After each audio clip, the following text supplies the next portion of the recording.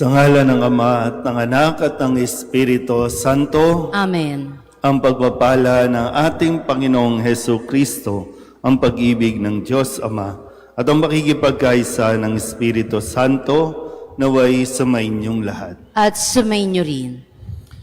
Mga kapatid, aminin natin ang ating mga kasalanan upang tayo'y maging marapat gumanap sa banal na pagdiriwang. Inaamin ko sa makapangyarihang Diyos at sa inyo mga kapatid na lubha akong nagkasala sa isip, sa salita at sa gawa at sa aking pagkukulang. Kaya isinasamo ko sa mahal na Birheng Maria, sa lahat ng mga anghel at mga banal, at sa inyo mga kapatid na ako'y panalangin sa Panginoong ating Diyos. Kaawaan tayo ng makapangyarihang Diyos, patawarin tayo sa ating mga kasalanan at patnubayan tayo sa buhay na walang hanggan. Amen. Panginoon, kaawaan mo kami. Panginoon, kaawaan mo kami. Kristo, kaawaan mo kami. Kristo, kaawaan mo kami. Panginoon, kaawaan mo kami. Panginoon, kaawaan mo kami. Manalangin tayo. Ama naming makapangyarihan, sa iyo nagmumula ang tanang kabutihan. Pagbigyan mo ang aming mga kahilingan na sa iyong patnubay, ang iyong mga kinalulugdan ay aming mapag-isipan, at sa iyong pag-akay, ang mga ito ay aming magampanan sa pamamagitan ni Jesucristo kasama ng Espiritu Santo magpasawalang hanggan. Amen.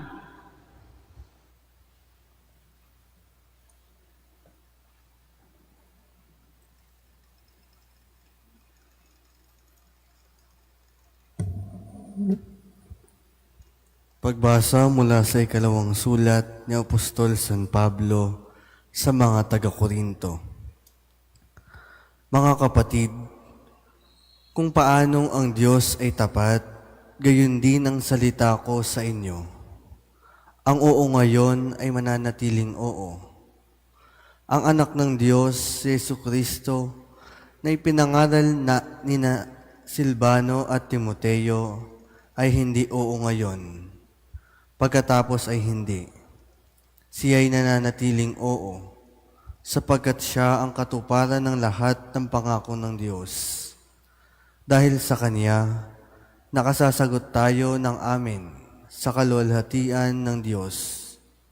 Ang Diyos ang nagpatibay sa amin at sa inyo sa pamamagitan ng pakikipag-isa kay Kristo, at siya rin ang humirang sa amin.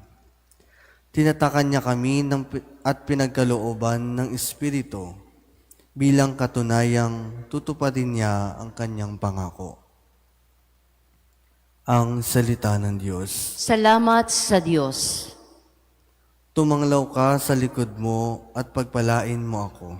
Tumanglaw ka sa likod mo at pagpalain mo ako. Lubos akong humahanga sa bigay mong mga turo. Iya'y aking iingatan, susundin ng buong puso. Tumanglaw ka sa likod mo at pagpalain mo ako.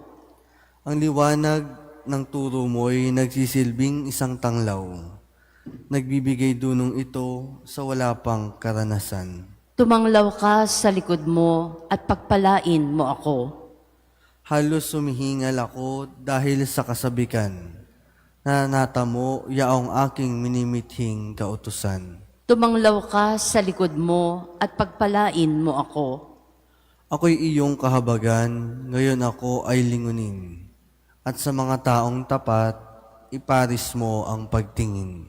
Tumanglaw ka sa likod mo at pagpalain mo ako.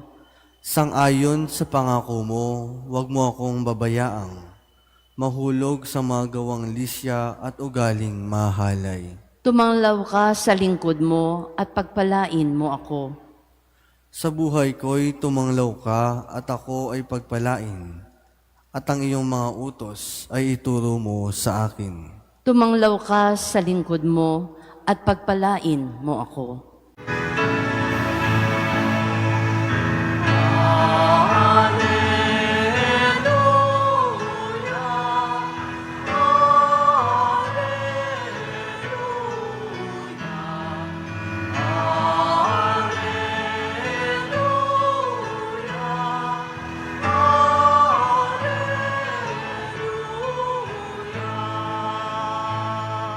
dapat kayong magliwanag ng kabutihay mahayag at Diyos ang siyang matanyag.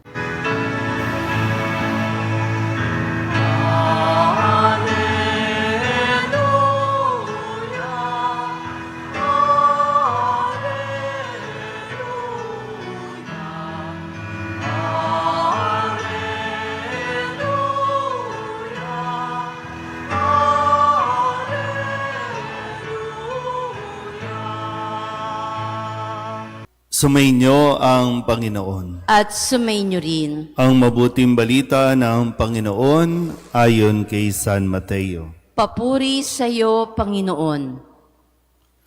Noong panahong iyon, sinabi ni Jesus sa kanyang mga alagad, "Kayo'y asin sa sanlibutan. Kung mawala ng alat ang asin, paano pang mapananauli ang alat nito? Wala na itong kabuluhan. Kaya't itinatapon na lamang at niyayapakan ng mga tao. Kayo'y ilaw sa sanlibutan. Hindi maitatago ang isang lungsod na nakatayo sa ibabaw ng burol. Walang nagsisindi ng ilaw at naglalagay nito sa ilalim ng takalan. Sa halip ay inilalagay ito sa talagang patungan upang matanglawan ang lahat ng nasa bahay.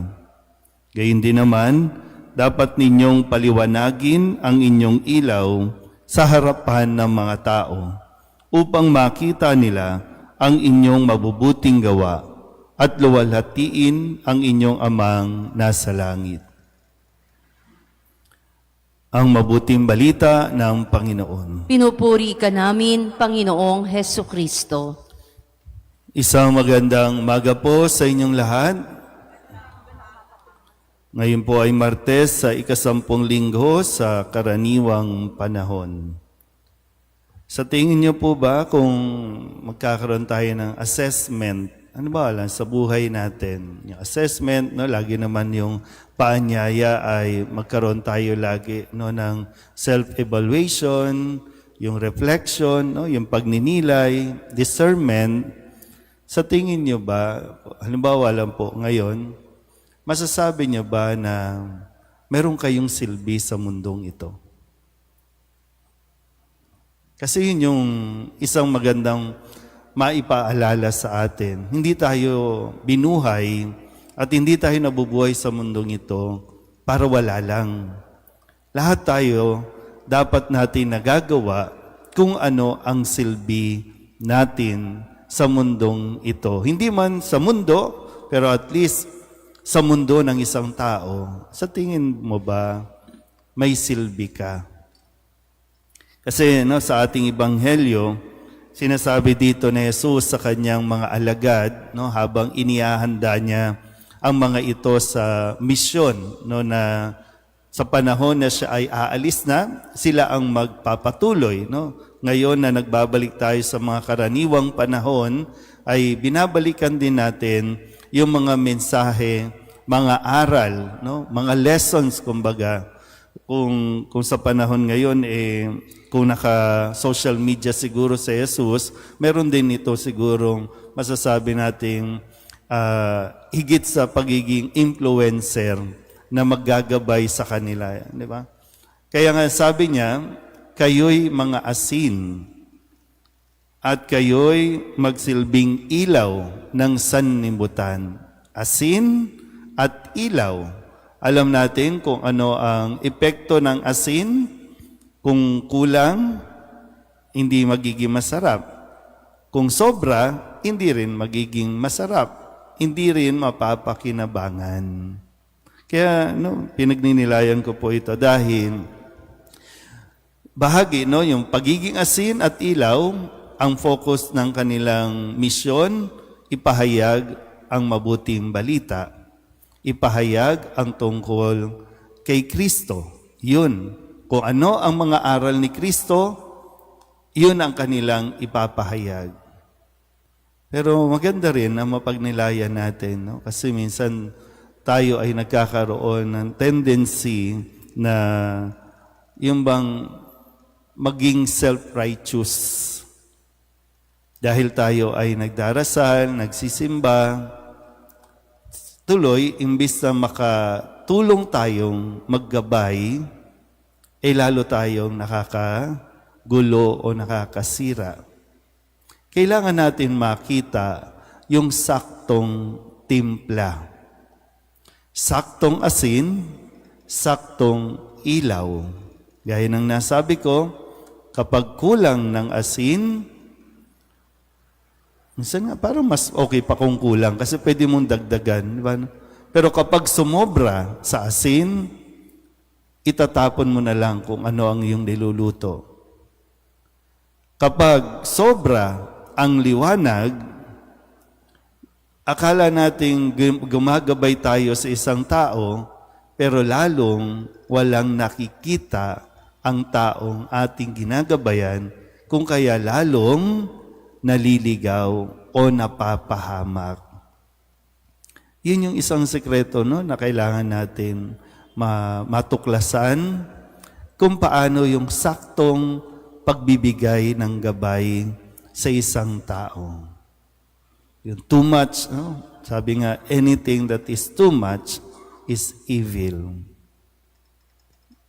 Pero hindi rin naman pwede yung wala tayong ginagawa kasi hindi nga pwedeng wala tayong silbi. So, itatapon lang din naman tayo pagdating ng araw kasi wala tayong silbi. So, sa mga tao bang nakakasama ninyo, sa mga tao, sa pamilya ninyo, sa tingin nyo ba may silbi tayo o masyado tayong maalam? Kaya nga, di ba, sa nangyayari ngayon sa pamahalaan natin, di ba? Maraming masyadong magagaling. Kaya tuloy, pare-pareho tayo naliligaw. Kasi too much soul, too much light. Yun sinasabi nga. Paramihan ng kaalaman. Kaya tuloy, no? Kaya nga kahit yung isang word lang, di ba, na forthwith, hindi natin maintindihan. Forthwith, na ilang debate pa ang pinag-uusapan dahil lang masyadong marami tayong alam o nagmamagaling. Kaya, yan, pare-pare tayong ligaw sa sitwasyon natin ngayon. Ay gusto natin malaman kung ano ang katotohanan, so saktuhan lang natin. Pati yung mga payo natin, mga advice natin, kailangan natin saktuhan lang din.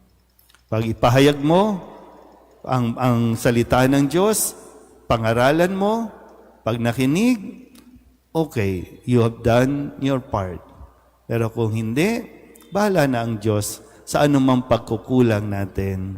Pero wag lang nating sosobrahan yung atin pong pagkilala sa ating sarili na alam natin lahat. Amen?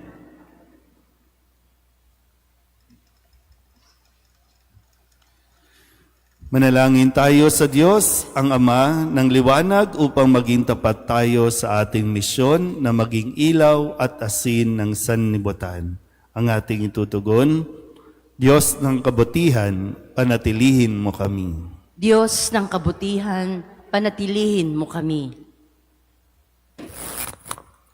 Ang simbahan, naway ipakita ang kapangyarihan at ningning ng Espiritu sa lahat na naghahangad ng katotohanan. Manalangin tayo sa Panginoon. Diyos ng kabutihan, panatilihin mo kami.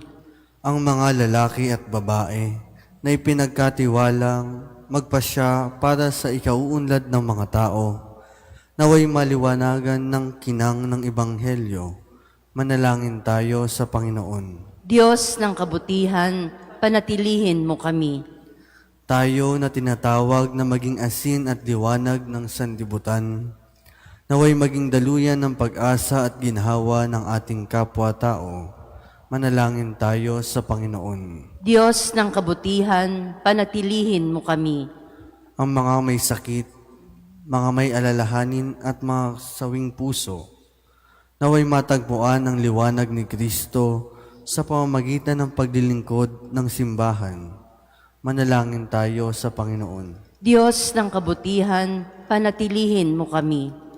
Ang mga tapat na yumao, naway sikatan ng walang hanggang liwanag.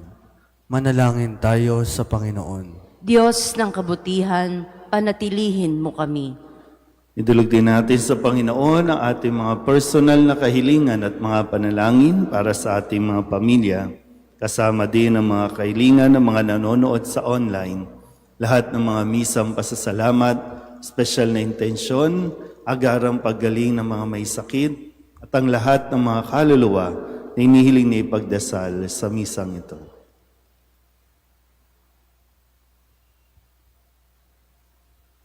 Ang lahat ng ito ay inihiling namin sa ngalan ni Kristo ang aming Panginoon. Amen.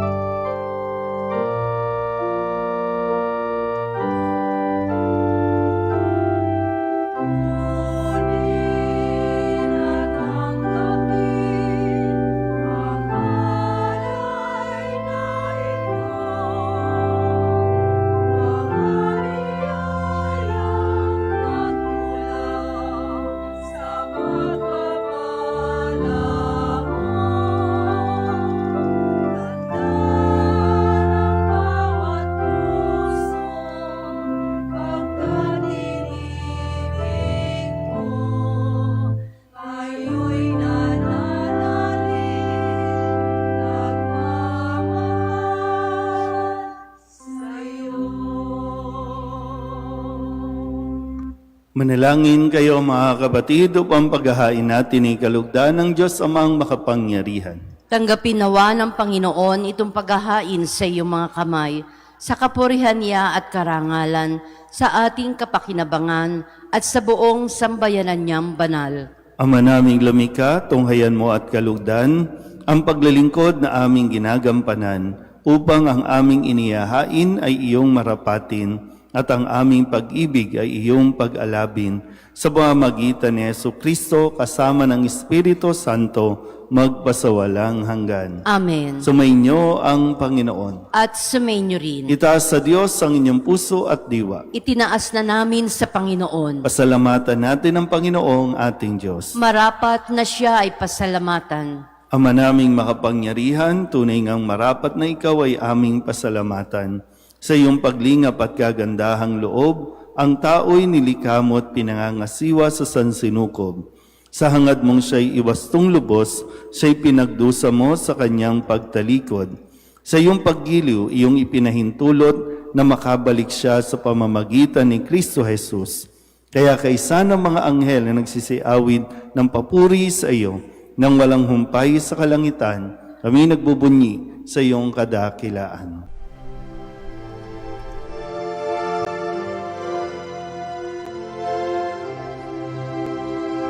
Santo, Santo, Santo, Panginoong Diyos makapangyarihan, napupuno ang langit at lupa ng kalwalhatian mo. Hosana sa kaitaasan, pinagpalang na paririto sa ngalan ng Panginoon.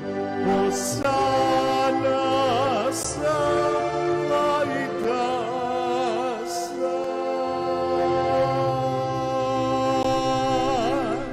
Ama naming banal, ikaw ang bukal ng tanang kabanalan. Kaya't sa pamamagitan ng iyong Espiritu, gawin mong banal ang kaloob na ito upang para sa aming maging katawan at dugo ng aming Panginoong Heso Kristo. Bago niya pinagtiis ang kusang loob na maging handog, hinawakan niyang tinapay, inasalamatan kaniya, pinaghati-hati niya iyon, iniabot sa kanyang mga alagad at sinabi, "Tanggapin ninyong lahat ito at kanin, ito ang aking katawan na ihahandog para sa inyo."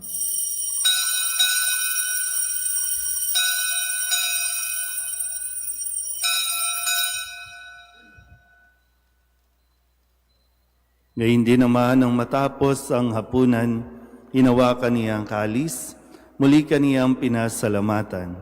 Iniabot niya ang kalis sa kanyang mga alagad at sinabi, "Tanggapin ninyong lahat ito at inumin. Ito ang kalis ng aking dugo, ng bago at walang hanggang tipan. Ang aking dugo na ibubuhos para sa inyo at para sa lahat sa pagpapatawad ng mga kasalanan. Gawin ninyo ito sa pag-alaala sa akin."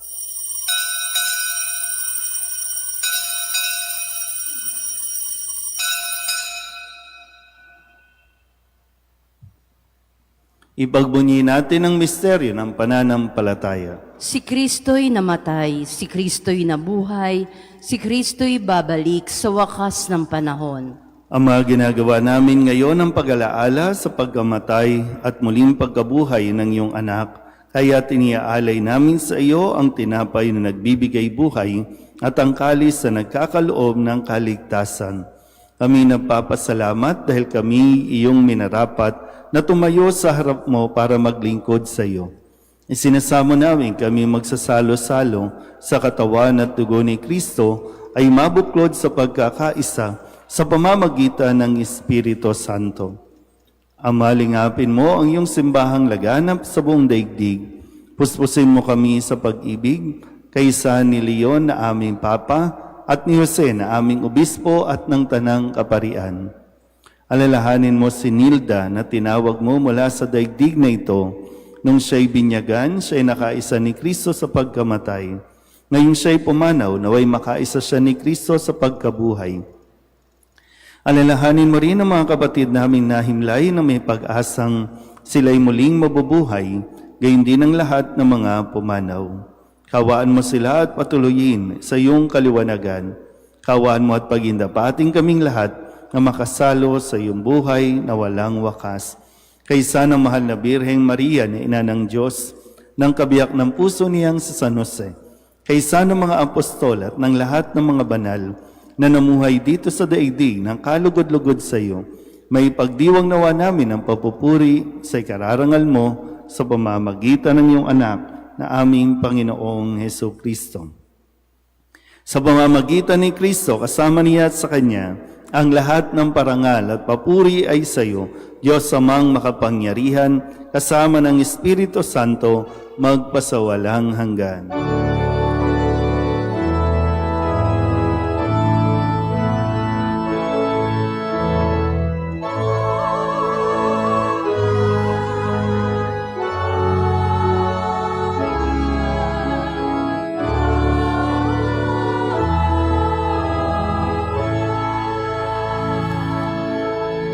Sa tagubili ng mga nakagagaling na utos at turo ni Jesus sa Panginoon natin at Diyos, ipahayag natin ang lakas loob.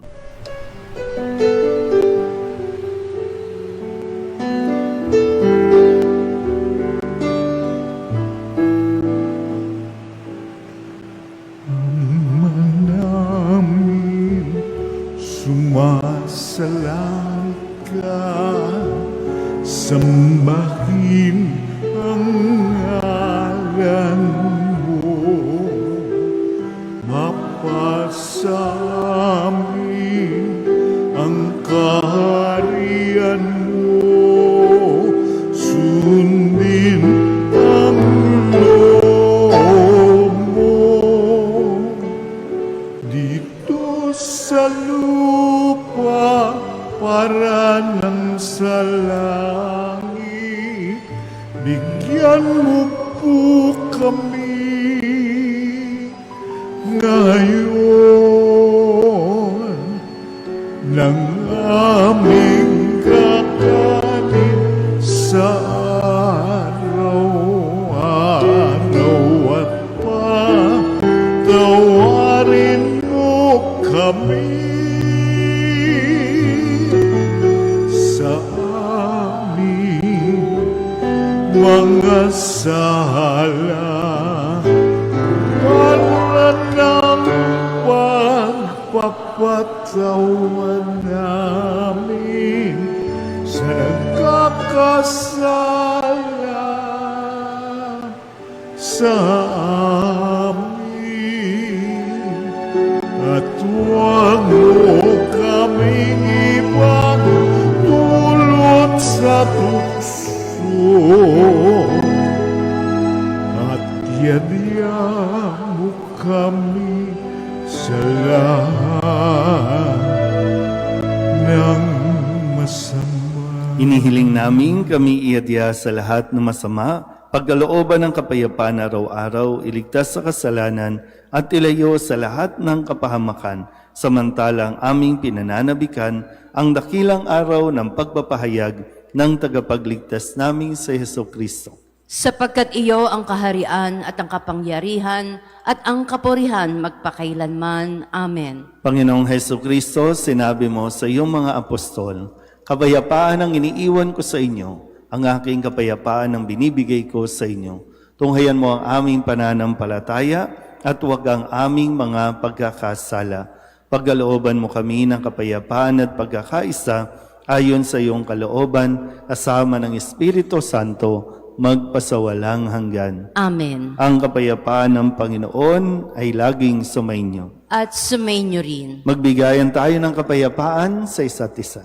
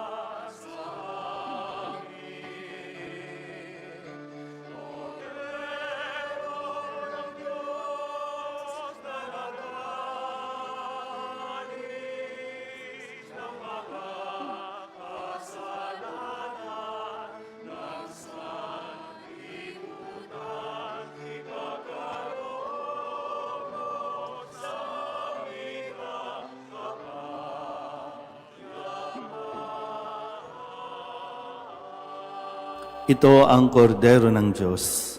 Ito ang nag-aalis ng kasalanan ng sanlibutan. Mapalad ang mga inaanyayahan sa kanyang piging. Panginoon, hindi ako karapat-dapat na magpatuloy sa iyo, ngunit sa isang salita mo lamang ay gagaling na ako.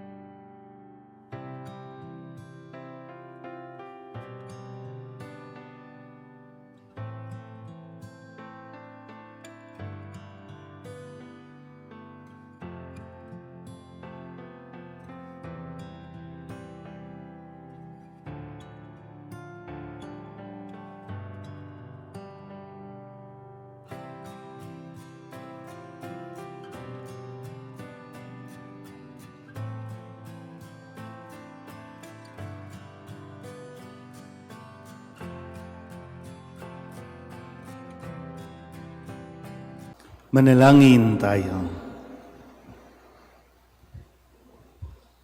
Ama naming mapagmahal, ang pagganap sa iyong pagbibigay kagalingan ay pumawi nawa sa aming mga nagawang pagsuway at magdulot nawa ng iyong mga kinalulugdan sa pamamagitan ni Jesucristo kasama ng Espiritu Santo magpasawalang hanggan. Amen. Sumainyo ang Panginoon At sumainyo rin. at pagpalain kayo ng makapangyarihang Diyos, Ama at Anak at Espiritu Santo. Amen. Tapos sa banal na misa, humayo tayo sa kapayapaan ni Kristo. Salamat sa Diyos. Magandang umaga po.